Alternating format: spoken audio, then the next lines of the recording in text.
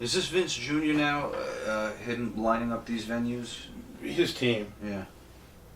And who's booking at the time now? Would it be George Scott? George Scott was in there for a little bit, right? 83, Yeah. 84, before Patterson. He was in between Senior and Patterson, so He it could have been George Scott, yeah. He was kind of the front man anyway. I think, Patterson was still there. Patterson had always been, Patterson was always back, and he had Vince's ear all the time anyway. Even back when he was announcing? Yeah, okay. yeah.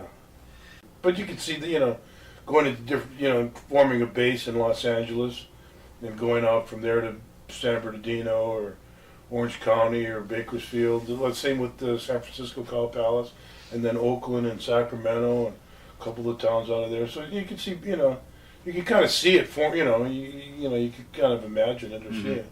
So I'd worked San Francisco for Roy Shires, right, for a long time. I'd always like to go back there just because I like living in San Francisco. Wasn't too crazy about Shires, but living in Frisco, I could surf all the time. And, right. and in LA and stuff, you could see it was coming, but it hadn't. The TV hadn't saturated the area yet. Right. So naturally, you go in with the TV not having saturated the area. Is there a bit of a learning curve for the fans getting used to the new guys, or were they receptive? Like this California trip, the first one on March 5th. Are they receptive right away, or do you see there's some work you guys the people there are receptive. Yeah.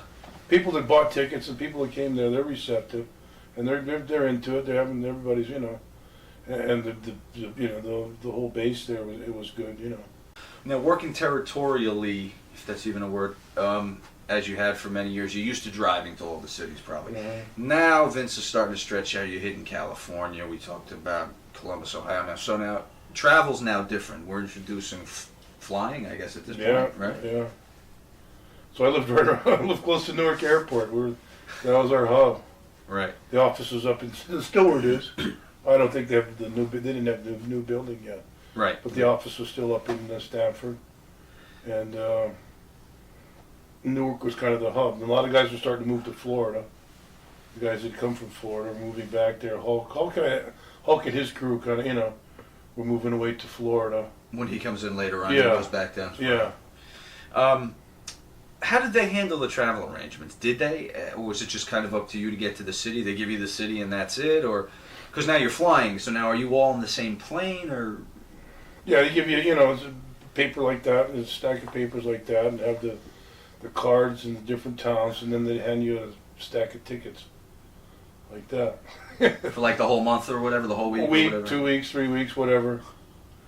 And you find yourself on the plane with 10 other wrestlers, Yeah. and you had to kayfabe everybody back at the time, right? More or less, It was kind of just like a routine, It was a 7 o'clock flight, get in, get your hotel, eat, go to the gym, come back, try and rest, go to the building, come back, same thing next day. Right.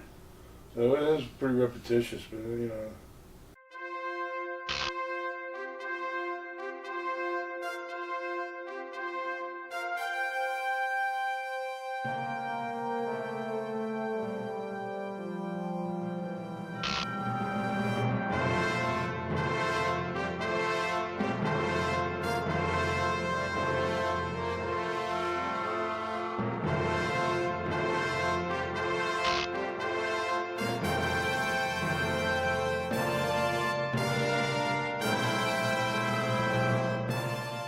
Just another night, right, dude? Just another night. The blade in the finger, and just another night. Here we go.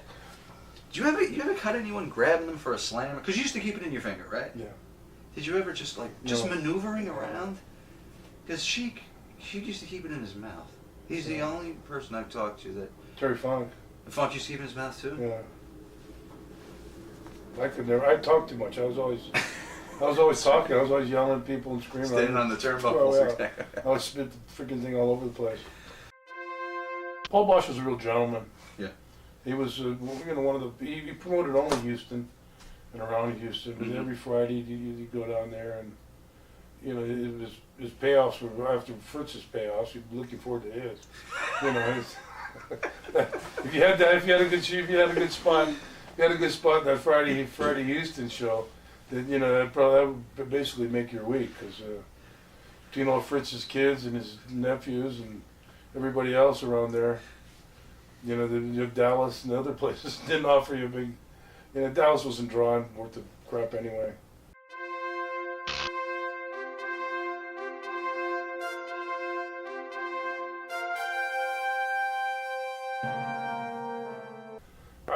I guess he had some Billy Red, Lyons, and a couple other guys did his booking for him. Yeah. He would catch with Vince or with Koniski. They had the TV from Vancouver.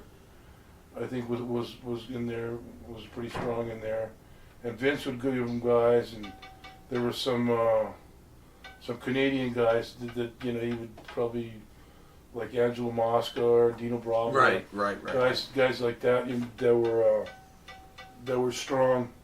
And they would get him through an arrangement with. Yeah, Frank. Vince was feeding them. You know, we'd go up there. You know, we'd go up there for Sunday night, and you have the ham and cheese blowout after with the Labatt's beer in the bathtub after, and he'd have a room. And most of his local guys would go up there, and then me and Adonis would pop through, raise some hell for a little while, and then take off back downstairs. And we did some, you know, just fooling around. He's all right.